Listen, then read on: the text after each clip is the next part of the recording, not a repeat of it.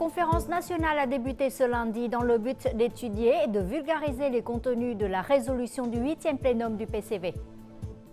La France continuera de soutenir le Vietnam dans le processus de transformation numérique. Telle est l'affirmation du ministre français de la Transformation et de la Fonction publique. La Banque d'État annonce une extension des limites de croissance du crédit, ce qui devrait faciliter l'accès aux prêts pour de nombreuses entreprises.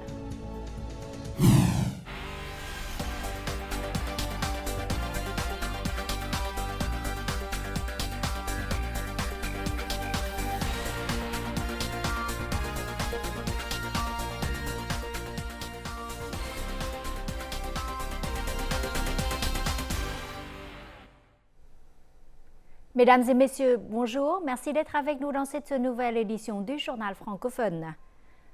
Une conférence nationale sur la résolution du 8e plénum du Parti communiste vietnamien PCV 13e exercice a eu lieu ce lundi à Hanoï, à la fois en ligne et en présentiel.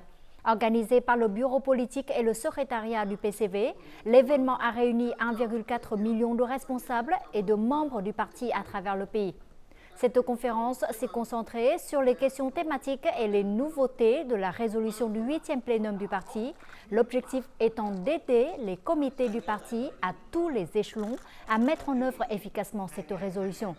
Lors de cette conférence, en faisant référence à la résolution 43 sur la promotion de la force de grande union nationale, le président de la République, Võ Văn Thưởng, a souligné que le droit du peuple à exercer un contrôle et la démocratie au niveau local sont de plus en plus renforcés. Il a noté que les habitants sont impliqués dans les décisions des questions importantes du pays. Le président de l'Assemblée nationale, Vương Đình Huệ, est arrivé ce lundi à Vientiane, au Laos, pour participer au sommet parlementaire Cambodge-Laos-Vietnam et effectuer une visite au Laos. Immédiatement après la cérémonie officielle d'accueil en son honneur, le plus haut législateur vietnamien s'est entretenu avec son homologue laotien, Seysomphan Phomvihan. Les deux dirigeants ont affirmé leur volonté de maintenir régulièrement des visites de haut rang et de renforcer les mécanismes de coopération bilatérale à tous les niveaux. Ils ont également plaidé en faveur d'une coopération accrue entre les deux organes législatifs des deux pays, contribuant ainsi à concrétiser efficacement les accords conclus. Les deux parties ont aussi convenu de se soutenir mutuellement au sein des forums régionaux et internationaux. Vương Đình Huệ a affirmé que l'Assemblée nationale du Vietnam était prête à fournir un soutien maximal au Laos, lui permettant d'assumer avec succès ses présidences de l'ASEAN et de l'AIPA en 2024. Et toujours ce lundi, le président de l'Assemblée nationale, Vương Đình Huệ, a eu des rencontres avec les hauts dirigeants du Laos, à savoir le secrétaire général du Parti révolutionnaire populaire et président laotien Thonglun Sisulit et le premier ministre laotien Son Say Siphandone.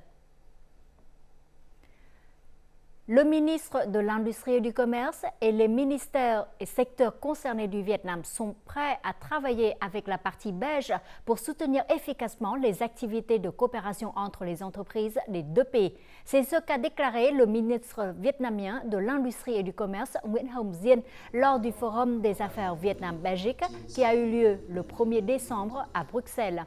En termes d'investissement, le ministre a noté que des mécanismes de coopération aussi complet, pratique et efficace que l'accord de libre-échange Union européenne-Vietnam EVFTA et l'accord de protection des investissements UE-Vietnam EVIPA offriront également des conditions optimales aux investisseurs belges ainsi qu'à ceux de l'UE pour développer des projets d'investissement et de commerce au Vietnam.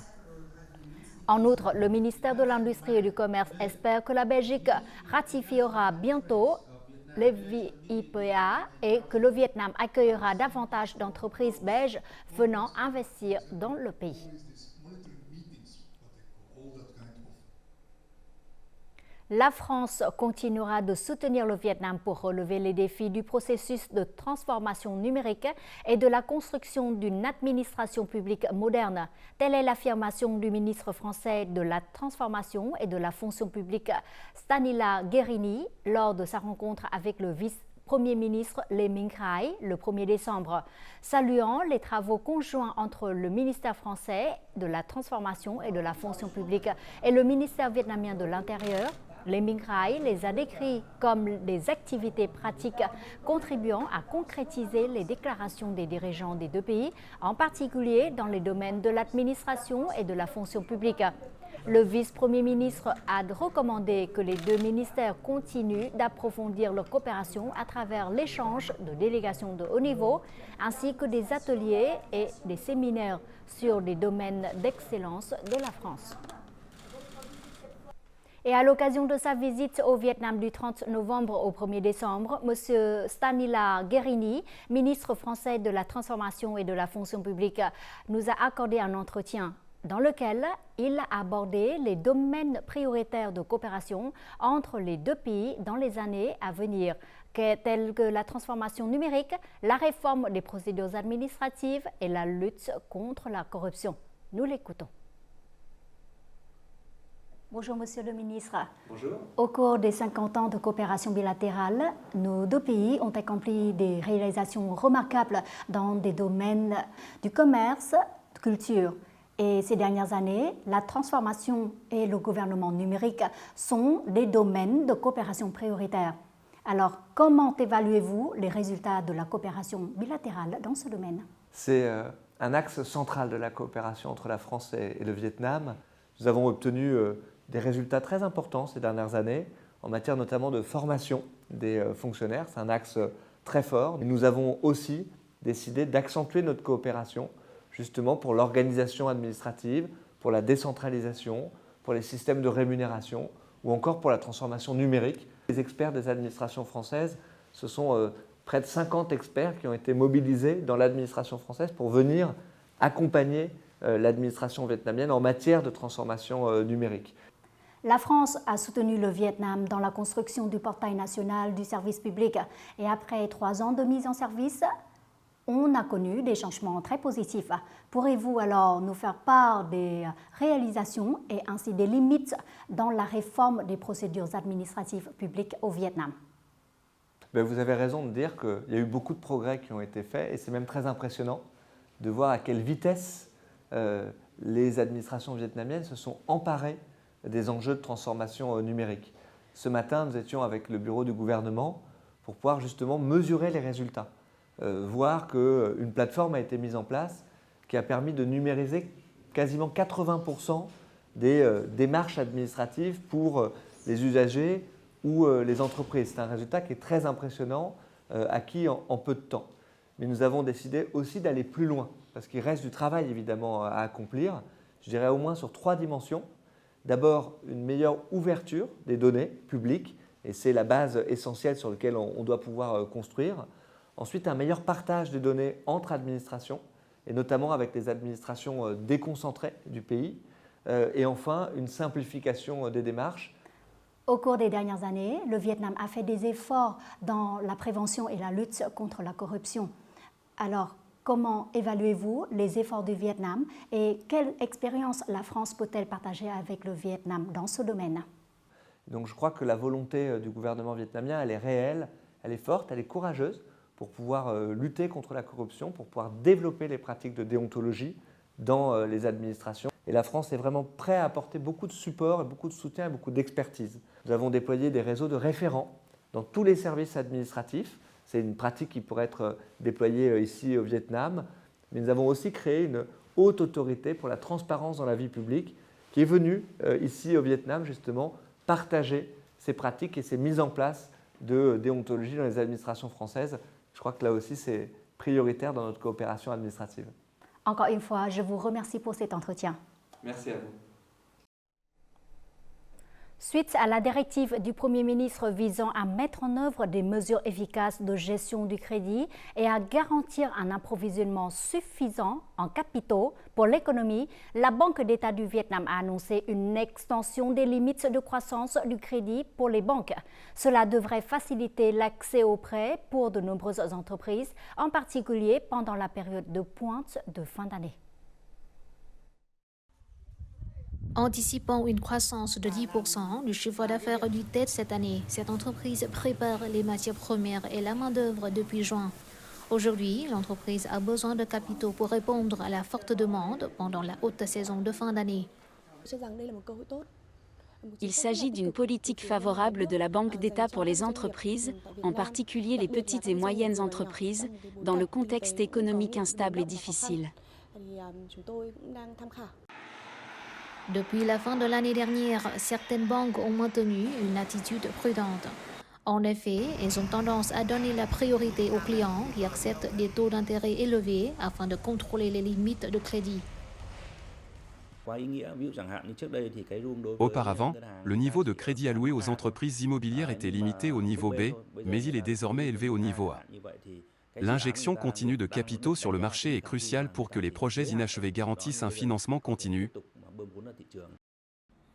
Cependant, certaines sociétés immobilières ont également souligné que l'extension des limites de crédit n'est bénéfique que pour les entreprises qui disposent déjà de prêts et qui ont besoin de mobiliser des financements supplémentaires. Pour celles qui sont en train d'obtenir de nouveaux prêts, le mois qui reste avant la fin de l'année n'est pas suffisant pour le décaissement. Les taux d'intérêt actuels des prêts aux entreprises étant assez élevés, il est difficile de créer un plan d'affaires viable. D'un point de vue commercial, nous recommandons de viser un taux d'intérêt de 6 à 8%. Compte tenu de la mise en œuvre prolongée des projets immobiliers dans le contexte juridique actuel, les entreprises suggèrent également la simplification des conditions de prêt et la rationalisation du processus d'évaluation et de décaissement. Notre journal continue avec les taux de change et l'indice de la bourse du Vietnam.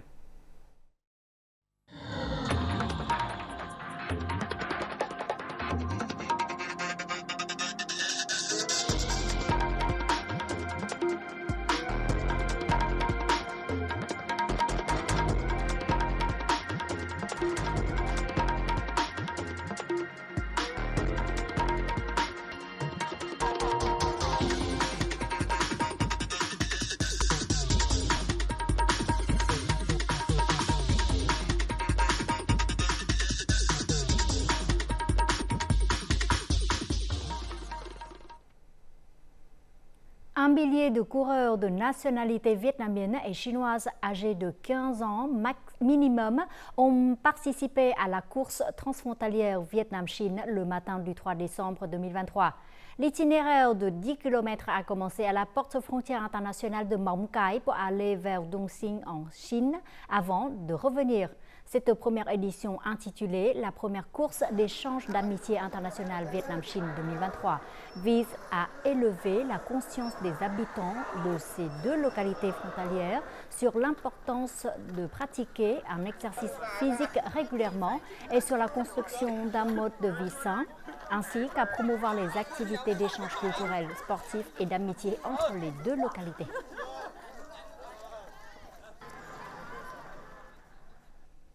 La culture et la cuisine vietnamienne sont de plus en plus populaires parmi les Chinois. Cela est dû non seulement aux activités de promotion de la culture culinaire à grande échelle, mais également aux activités d'échange culturel et touristique entre les deux pays. L'augmentation du commerce, les échanges d'étudiants et les activités touristiques après la pandémie sont des facteurs importants pour promouvoir davantage la cuisine vietnamienne en Chine.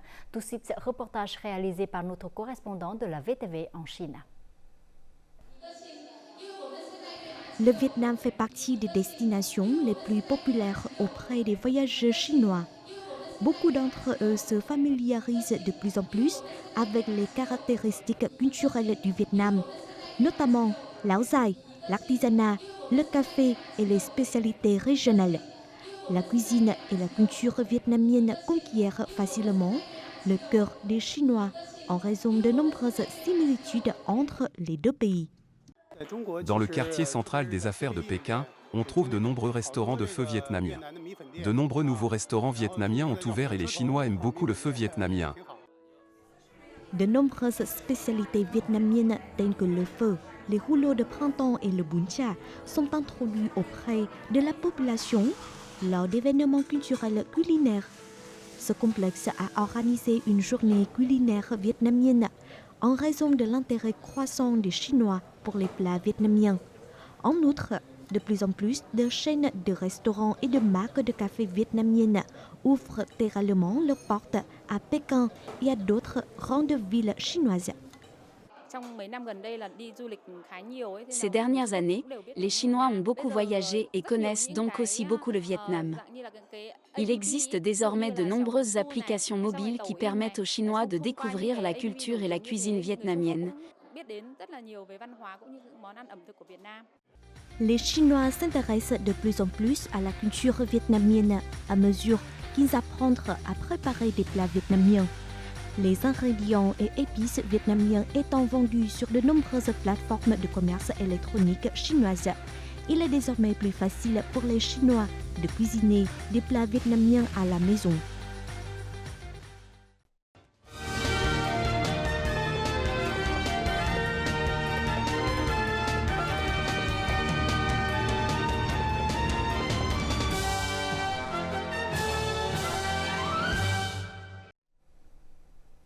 Notre journal continue avec un condensé de faits marquants de la semaine écoulée résumé en bref et en images.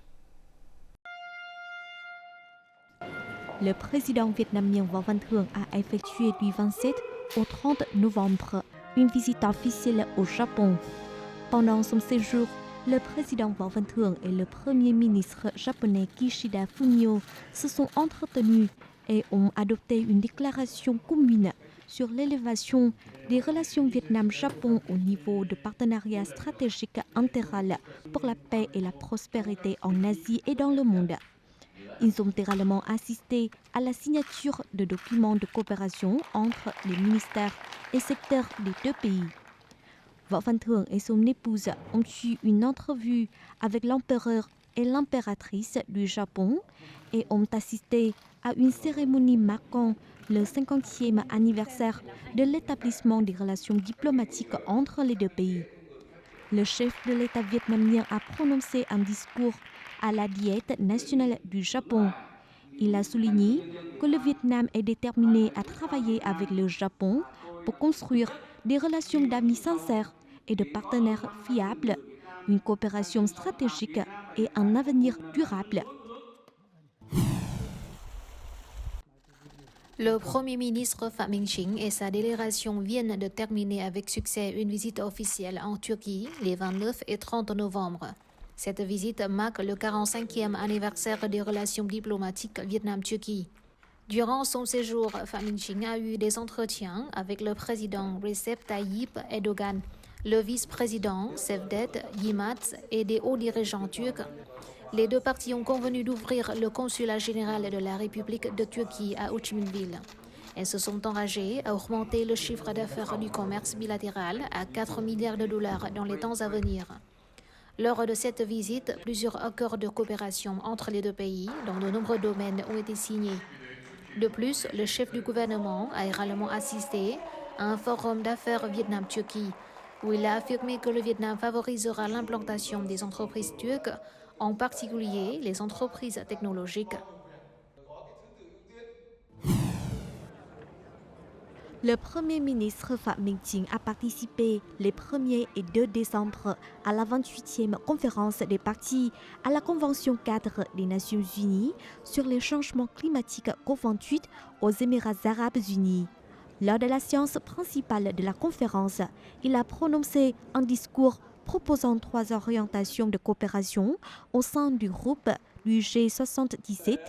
Il a également partagé la détermination du Vietnam en faveur de la transformation verte ainsi que sa volonté de coordonner et de partager ses expériences avec les pays du G77.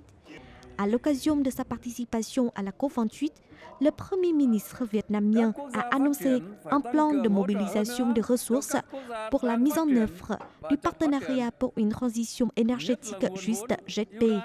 Cela a suscité une grande attention et un encouragement de soutien de la part des pays et des organisations internationales. En marge de la COP28, Phạm Minh Chính a également rencontré de nombreux partenaires internationaux, promouvant ainsi une coopération multiforme avec d'autres pays. tout en contribuant à répondre aux préoccupations et aux intérêts du Vietnam. La 6e session de la 15e Assemblée nationale s'est clôturée mercredi 29 novembre à Hanoï, en présence du secrétaire général du Parti communiste du Vietnam, Nguyen Phu Trọng. Dans son allocution de clôture, le président de l'Assemblée nationale, Vương Đình Huệ, a déclaré qu'après 22 jours et demi de travail sérieux, démocratique et responsable, l'Assemblée nationale a adopté 7 lois et 8 résolutions. Elle a également discuté et donné ses avis sur 8 autres projets de loi et a adopté la résolution de la 6e session. L'Assemblée nationale a organisé avec efficacité des séances de questions-réponses et mené un vote de confiance pour 44 personnes occupant des postes élus ou approuvés par l'Assemblée nationale. Une lettre d'intention de collaboration a été signée le 27 novembre 2023 entre le département de promotion du commerce et l'agence wallonne à l'exportation et aux investissements étrangers dans le but d'intensifier les échanges commerciaux entre la Belgique et le Vietnam. Cette lettre d'intention coïncide avec le lancement de la délégation économique et commerciale multisectorielle de la Wallonie au Vietnam, composée de 21 sociétés opérant dans divers secteurs d'activité de la région wallonne. L'Union des organisations d'amitié du Vietnam et l'Association d'amitié et de coopération Vietnam-France ont organisé le 27 novembre une cérémonie pour célébrer le 50e anniversaire des relations diplomatiques Vietnam-France. Prenant la parole lors de la cérémonie, M. Olivier Brochet, ambassadeur de France au Vietnam, a passé en revue le domicile de développement des relations Vietnam-France. Il a exprimé sa volonté de soutenir et de créer des conditions favorables au renforcement des échanges entre les deux pays. Lors de la célébration, les participants ont pu profiter de célèbres spectacles de musique française mis en scène par des artistes et des étudiants vietnamiens. Le Festival de la culture culinaire de Hanoï 2023 s'est tenu du 1er au 3 décembre au Parc Thống Nhất. Cet événement avait pour but de rendre hommage aux valeurs culturelles et à la cuisine traditionnelle de Hanoï, tout en promouvant les services et le tourisme de la ville. Les points forts du festival étaient un espace de présentation de la cuisine régionale et internationale et une zone présentant les plats des villages artisanaux typiques de Hanoï et d'autres localités. C'était aussi l'occasion pour les festivaliers de participer à des jeux folkloriques ainsi qu'à des échanges culturels, artistiques et gastronomiques.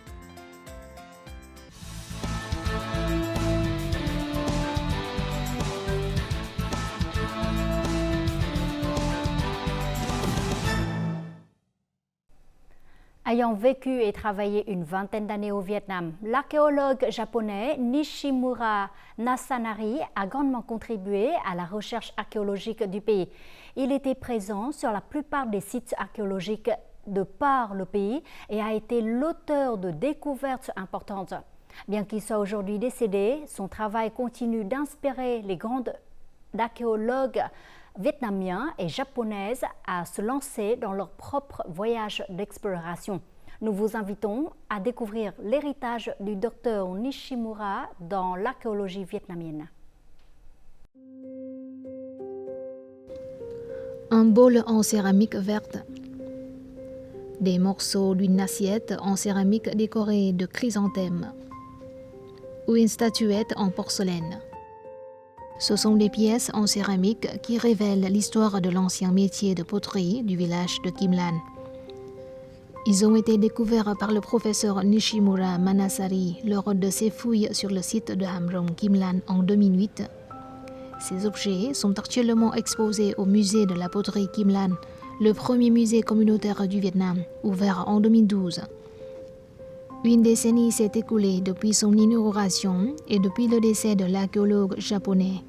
Et le musée de la poterie Kim Lan est à nouveau prêt à accueillir les visiteurs.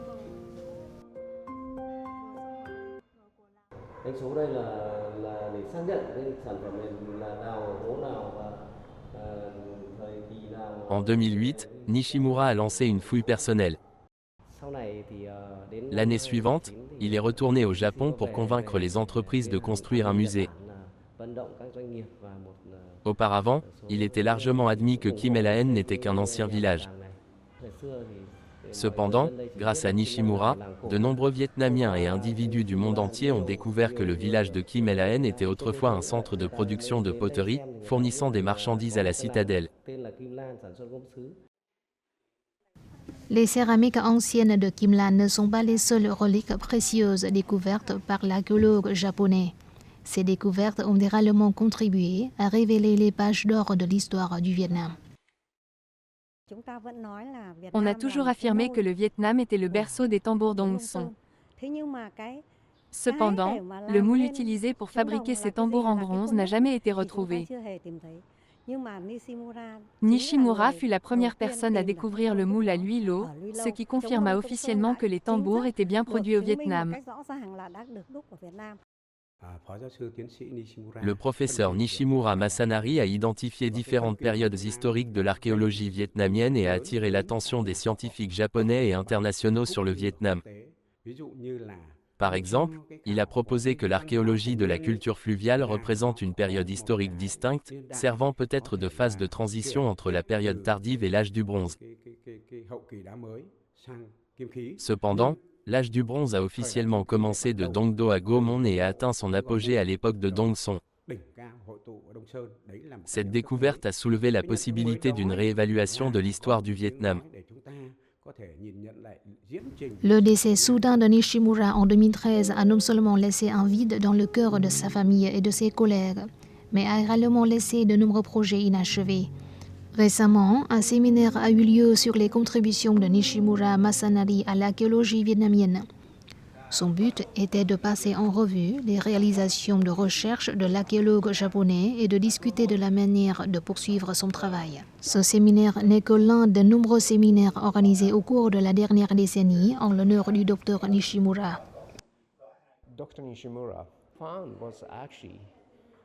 Le docteur Nishimura a peut-être trouvé le plus vieux bateau coulé au Vietnam et m'a contacté pour faire des recherches, mais malheureusement il est décédé juste après notre conversation. Son épouse, la docteure Noriko Nishimura, a constitué une nouvelle équipe pour poursuivre ses recherches.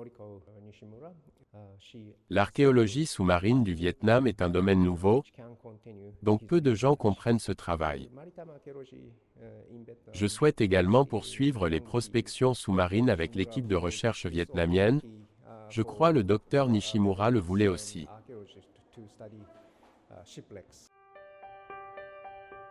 C'est l'amour du docteur Nishimura pour l'archéologie et la culture vietnamienne qui a inspiré son épouse, Madame Nishino Noriko, et de nombreux autres archéologues vietnamiens et japonais à poursuivre leurs travaux archéologiques, ainsi qu'à renforcer l'amitié entre le Vietnam et le Japon.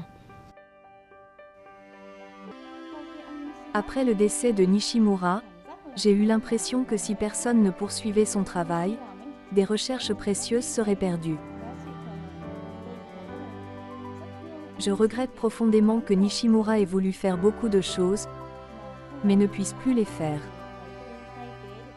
Je dois donc continuer son travail pour que ses œuvres perdurent.